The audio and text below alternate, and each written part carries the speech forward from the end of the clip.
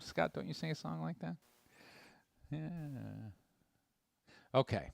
Let's let's go to the book of Genesis. Today we are studying in Abraham's life. By the way, we are getting very close to the end of the story of Abraham's life because it's time to switch over to Isaac's life and to Jacob and to get into those stories in the book of Genesis.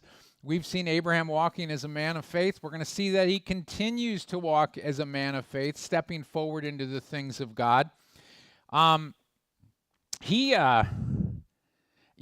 we look at Abraham's life, he was walking in the promises of God and not seeing much fulfillment of the promises of land. We're going to hear him say today, I'm just basically a temporary resident here. I have what it means, we'll talk about in just a minute, is that it means he had no standing in the culture because he wasn't landed. And it meant so much to have land or property. And so he just didn't have that. And yet he continued to step forward into the things that God had for him with whatever understanding that he had.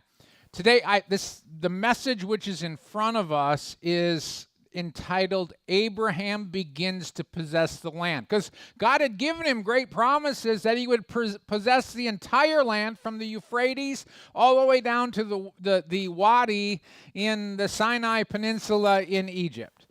And so that's big promises, and he had nothing. By the end of our study today, he will have something. Not much, but here's the message. Despise not the day of small beginnings. God can give you big promises, and it may start out, the fulfillment, very small, but don't despise the day of small beginnings. That's generally the way that the Lord works. Here's the thing that we need to understand is that when the Lord gives us great promises, he is saying, I'm going to prepare you to be able to handle those. The life of Abraham, Isaac, Jacob, the people of Israel for 400 years in Egypt, Moses prepared them to take the land, to step into the fullness of those promises, so that by the time they got there, they were a warrior people who had left their slave mentality behind, and they could possess the land. Abraham was a tribe. He was there was a lot going on, probably thousands of people in his retinue, but that's still a small group of people for a whole chunk of land. And so, when God does that for us, when he gives us big promises, he's got to train us. What if he has shown you early in your life that he's going to make you very wealthy? If you got your wealth instantly, you would probably fritter it away. That's what happens. Easy come, easy go. But when you grow it and manage it and learn how to work with it and continue to move forward with the stewardship that God has taught you, you can get to a place that when you accumulate much greater wealth than you ever thought you would have, you also have the ability to stewardship it. And God gets us ready. So that is basically what is happening here as we see Abraham begin to step into his promises. Now, it starts on a very sad note. It's of necessity that Abraham begins to step into his promises, but it certainly is a story that helps us understand how he stepped into his promises. It starts out, the lifespan of Sarah was 127 years. These were the years of the life of Sarah. Sarah died in Kiriath Arba, that is Hebron, in the land of Canaan. Then Abraham entered a time of mourning for Sarah and to grieve for her. So, Sarah dies. She lived 127 years, 37 years after Isaac was born, which if you Understand? It means he's 37 years old by this time. And he'll get married at the age of 40. That story begins in the next chapter. But the lifespan of Sarah was 127 years. By the way, she is the only wife of a patriarch that we knew her age, or we are told her age at the end of her life. We don't know how old the other women were, the other wives of the patriarchs were. They were significant women. They are just not highlighted in this same way. So anyway, we've got Abraham having to deal with that. Either they had moved back to Hebron during these years. They had lived, their whole establishment was in Beersheba, which was south much further. Either they had moved back to that area that was mid-Dead Sea where Hebron was, or Sarah, because she was ailing, had moved up there for some reason. But we don't know which. Okay, we're just kind of like, okay. We do know Isaac was down in the Negev, which is where Beersheba was when he was around. So that's why it might be like there were two groups that Abraham had going with. But anyway, she died in Hebron, and of course, this is where Abraham was going to look for land to bury her. Abraham mourned. By the way, there was a specific mourning period. There were customs of the time. He mourned for her. You could translate the word I've translated grieve as lament or wail or weep. Your translations will go with all sorts of those things. However, it's just the word grieve covers it. We don't know exactly the process because there was a fixed ritual of mourning. Remember in the time of Jesus, they would actually have mourners. That was the one where the 12-year-old girl died, and the mourners were already there, the professional mourners. They had professional mourners. I mean, that's beyond us. Will you do the mourning for us, please? I mean, but of course the individuals who were closest would also mourn, but that was just their custom. They'd hire professional mourners. Well, there was also customs in Abraham's time.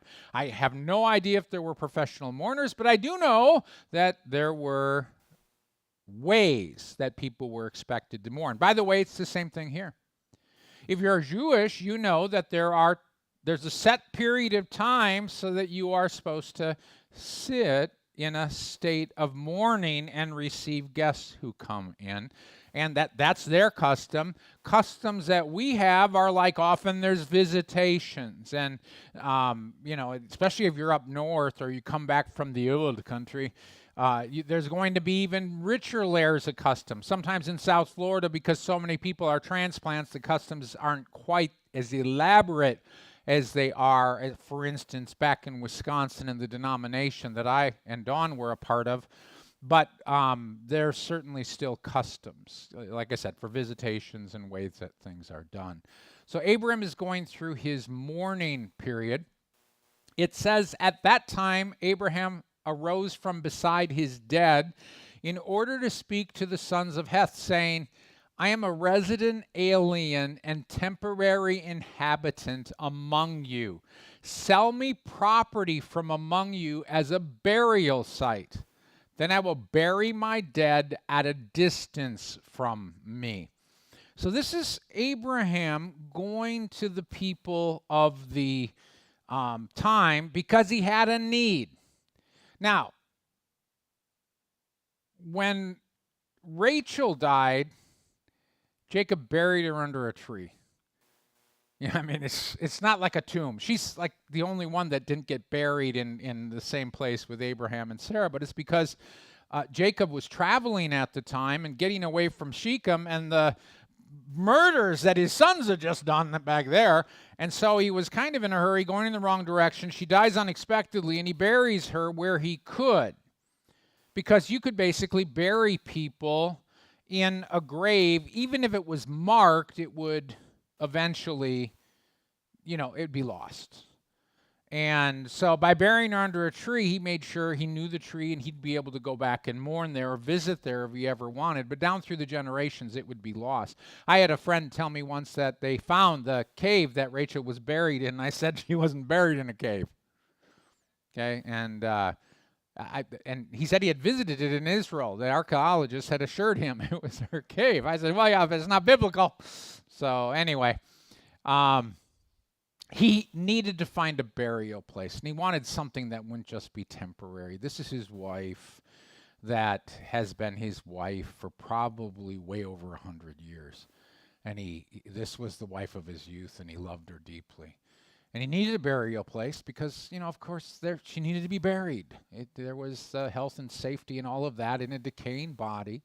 So he goes to the sons of Heth, which another name for them is the Hittites. Now, there later on was going to be a whole empire in Asia Minor called the Hittite Empire, and there's big disagreement among historians about whether these Hittites are related to those Hittites. Seems to indicate biblically, and just because there's different locations, not a big deal, because people groups shifted location all the time, and they could have gone from that area south of the Dead Sea or mid-Dead Sea and easily been up in the area or moved north a little bit later. But the sons of Heth were there, otherwise known as the Hittites.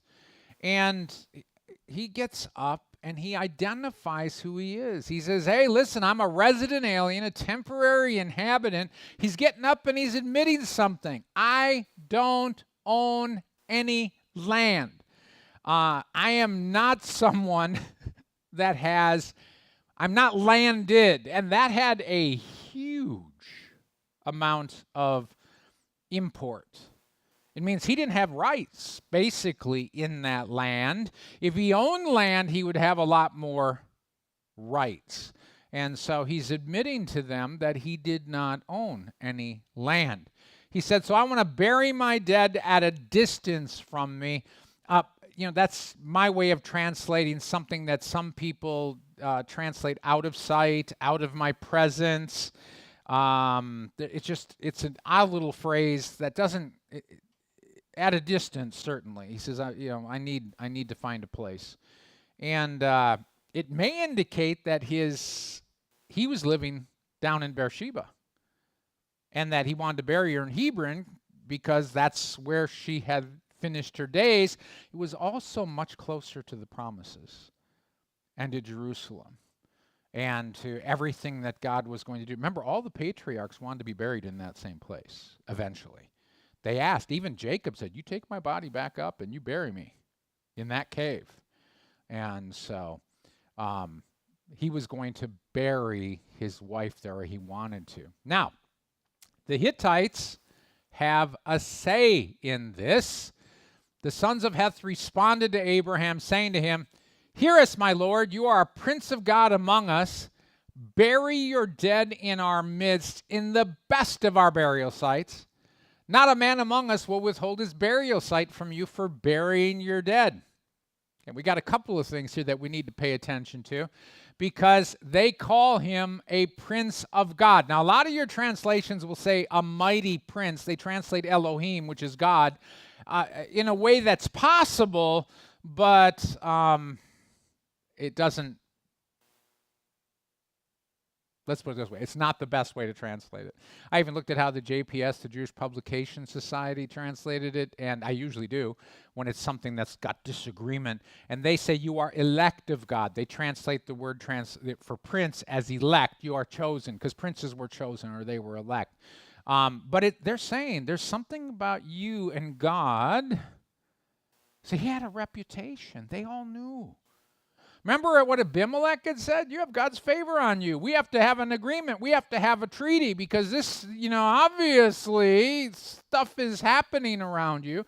And he knew he was a prophet of God. And so the rest of the people around the area had figured that out too. He was a prince sent by God. That's what they knew. And so they were extremely friendly to him, if for no other reason as you did not want to tick God off. So, they're telling him, hey, you're a prince. You bury your dead wherever you please. No one will hold back a burial site and say that you can't use it. And, so that is That's pretty nice. He's got a great rapport with the people of the area. He would not be hindered. You can come in and you can use our burial sites even, and just feel free to bury her where you need. But you understand, they're not offering a transfer of land. That came with specific rights. So right up front, as they're negotiating with him, they're saying, yeah, you don't need to have any land. You can just use ours. Well, you know what that means. It means eventually the site would revert. I mean, the site, he couldn't be buried there. His posterity couldn't be buried. It wasn't his land. You can't, basically if you're going to use someone else's sepulchers or whatever, you're going to put one here and one there and one there because you don't want to crowd their families out. So his first response was that there was no transfer of land to change hands. So Abraham arose and bowed down to the people of the land, the sons of Heth. He negotiated with them, saying, if it is the desire of your soul that I bury my dead at a distance from me, listen to me and intercede for me with Ephron, the son of Zohar, so that he sell the cave of Machpelah, which he owns, which is at the end of his field. Let him sell it to me in your presence at the full price in silver for the property as a burial site. Okay, now, by the way, if you're reading in some of the more modern translations, they translate the word give, not sell. And in this context, it's clear that the word means sell. That's as Abraham is offering. He's not saying, give me a freebie. He's saying, I'm willing to buy this. Please sell it to me. The context determines how it should be translated.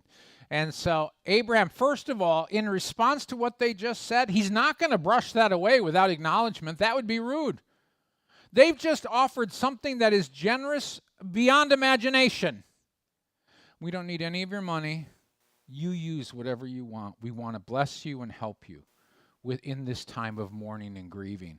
This is a generous, noble offer that they're giving to Abraham.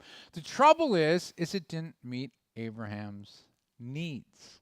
They didn't know it didn't meet his needs. Maybe they did, but they are reticent about giving him land because it makes a huge difference about his position in the land.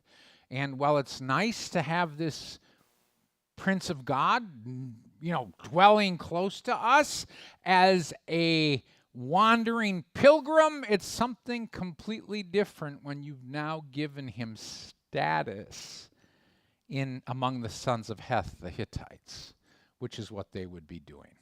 So Abraham acknowledges their kindness, but then he begins to negotiate for property and that landed status. That's what he's looking for. He is getting his first, it's his beachhead in the land of Canaan.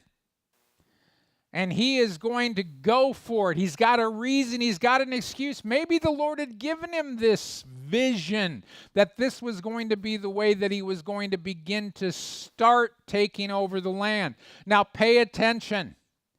When God gives you a promise or a calling, you look for the beachheads. Okay? You look for the places that you can begin to infiltrate or prepare and be able to step into your calling. Doors that God will open. It doesn't imply that there won't be any work involved. Most of God's promises involve quite a deal of work as we step forward into the promises. However, we need to be looking for how do we, not despising the days of small beginnings, how do we begin to step into these things? And then we do our best to prepare ourselves. I had no idea that in my life that one of the things I would be doing is working with Jewish friends and studying the Torah together, okay? If God had shared that with me when I was a part of a non-charismatic denomination, I would have probably said, that's very interesting. I wonder if that was a pizza dream. Just where we were at, right? The Lord had to teach me about the prophetic starting in the early 90s. But if he had given me a part of my calling even before I went to seminary and learned Greek and Hebrew and became very facile in those languages, and obviously if you're going to study Torah, you need to, Hebrew's a good thing. And if I would have known that, it would have made sense when I went to college that I would say, oh, look at that. They have a ancient Hebrew course. I should prepare myself so that I can have discussions with rabbis. Now, again, I didn't know. So he set me up. He made me go to a seminary where it was required. So I didn't have any choice. He didn't have to tell me about it. He sent me to a seminary that it was required, and so I was going to get prepared in this way whether I wanted to or not. And anybody that thinks that they want to learn an ancient language, usually you just don't do this because I think this would be really fun. Because there's volumes of work, and I mean volumes of work, and lots of lost sleep as you're learning. Oh, it's amazing. Anyway. So, but if he had done that, I would have said, well, it seems to me that I need to work in that particular area. Now, that small beginning would eventually, you'd expect, to eventually become what God wants it to be. By the way, I was a part of the Rabbi Pastor Torah study this last Thursday, and one of the rabbis there says, yeah, hey, I know I ran into someone who asked about you. I said, oh, really? He said, yeah, he asked if the Hebrew that you sometimes spout when you're preaching in front of an audience, if it's real. Do you really know Hebrew? Or is he just using it for local color? You know how that is. You don't have to know. And I laugh because, of course, I know a lot of times where people don't have a clue what they're talking about, start quoting Hebrew and Greek, and it's usually wrong. And I could mention names you would know, okay? But I'm very just... I'm as nice as the rabbis. You know, they just smile and say, at least they're trying. Okay, you know, so. But this is what the rabbi I was talking to on Thursday said. I looked at him and I said, man, he's the real deal. You understand, I teach in that setting. And if you're going to stand up and teach Hebrew with rabbis or teach and reference the Hebrew as you got rabbis around you, you better know what you're talking about. Otherwise, you are going to be sliced and diced. It's the way it is. And rightly so. So he said, no, he really does know what he's talking about. You understand, I've got an opportunity based upon something that God did in my life. But again, if God had spoken to me in advance and said, this is what I'm going to want you to do, is to have great relationships with rabbis and be able to talk to them in their own language, or at least communicate scripturally in their own language, at that point in time, I would have said, okay, what does that take? I'm going to need to learn some Hebrew. Probably went to learn Greek. Rabbis don't do Greek. But because of the system I came through, I was learning Greek. And, that's not a bad thing I did that either. Again, if the Lord had said, by the way, one day you're going to translate the New Testament, let's just use it that way, you'd say, I better learn Greek. And again, you'd set yourself up. That's the beachhead. It may take 40 years for you to get to the place where you're feeling confident to be able to, because you got to know a lot more than just the Greek language to translate the New Testament. You actually have to know theology. You have to know the encompassing themes of the New Testament. You have to know the encompassing themes of the Old Testament. It's just not, you just can't look at the words and translate it because there's so much more to it. So however this translates into your life with God's promises, there's a beachhead. There's things that you begin to step into. And so Abraham says, hey, guess what? Could you intercede with Ephraim, the son of Zohar, so that he sell the cave of Machpelah, which he owns, which is at the end of his field? Let him sell it to me in your presence at the full price. He's saying, just sell it to me at the full price. I don't care. Full price is fine. By the way, that echoes David when he was buying the land or the hilltop of Araunah the Hittite.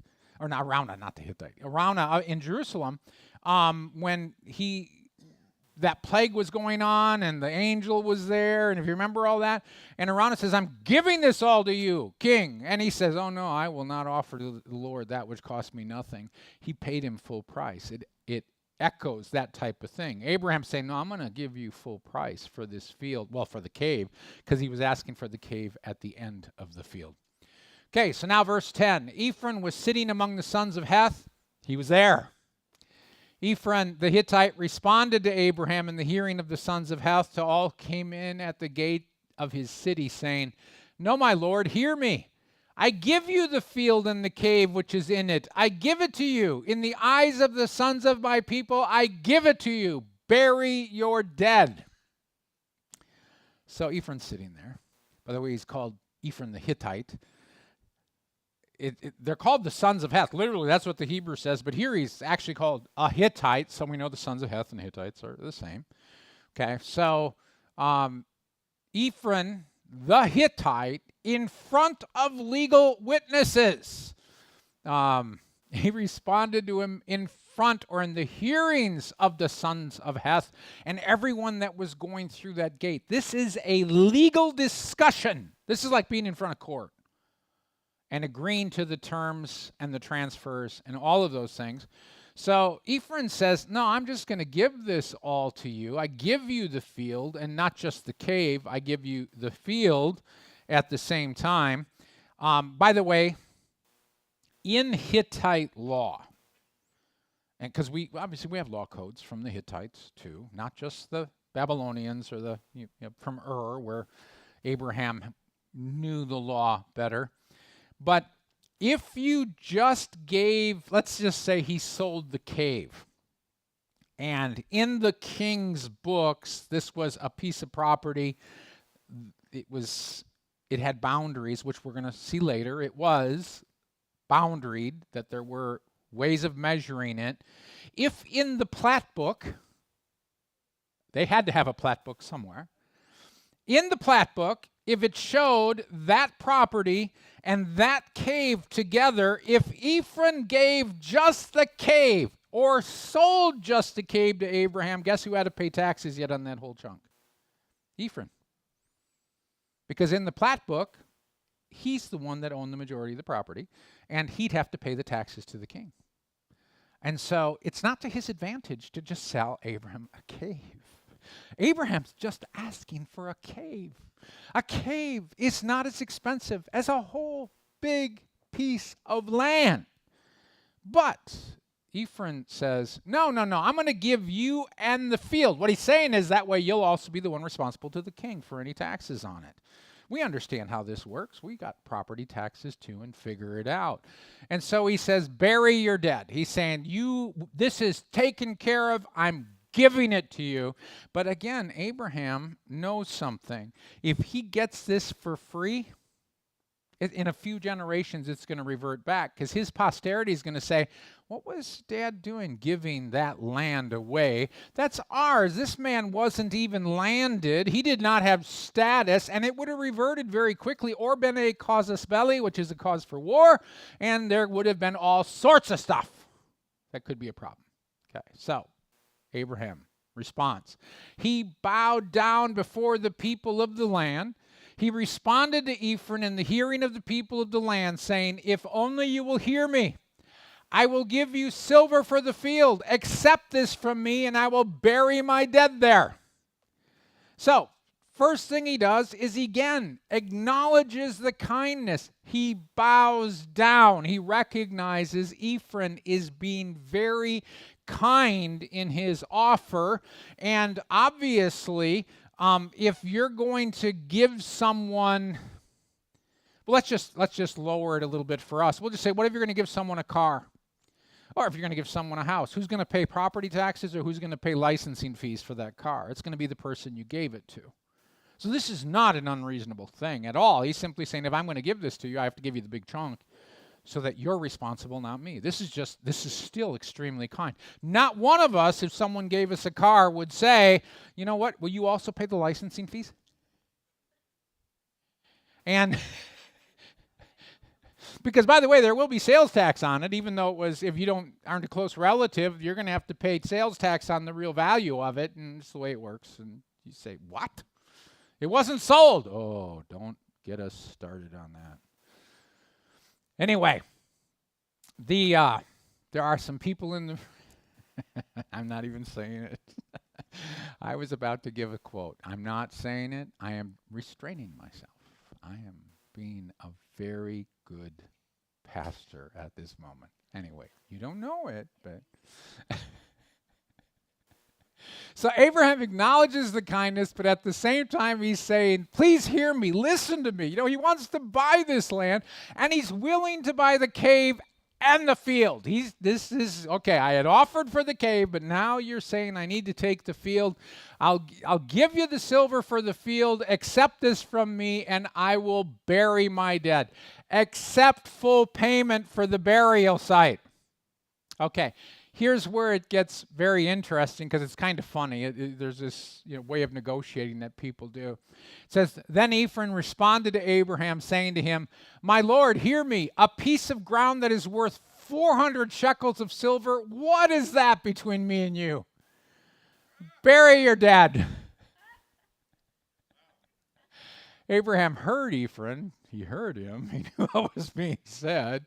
And Abraham weighed out for Ephron the silver which he had mentioned in the hearing of the sons of Heth, 400 shekels of silver according to the standards of the merchants. So they basically, Ephron's saying, if you really do want to purchase this, and everyone would understand that there's advantage for Abraham to purchase too. If you really want to do this, this is how much it's worth.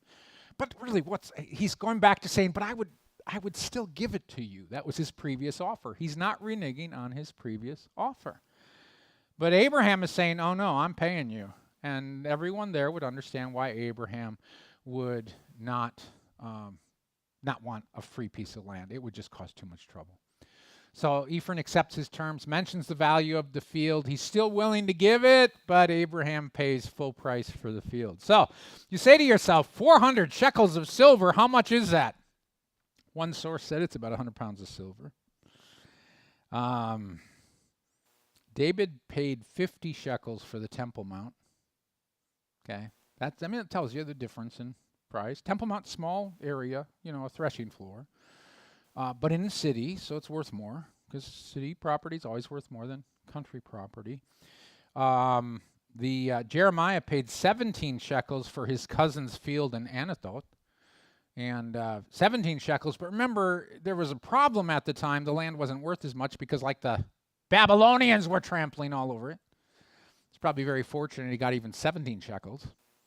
But it tells you that this is a massive piece of land for 400 shekels. Okay, this is not Ephron trying to gouge Abraham. It means it's big. And Abraham has the land and the field for 400 shekels.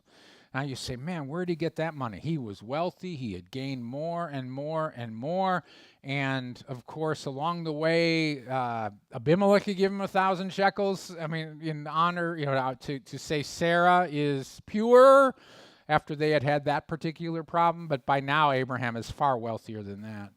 And so, and Isaac is involved in the family business by now. He's 37 years old, so they're just multiplying. So he buys the field for 400 shekels of silver.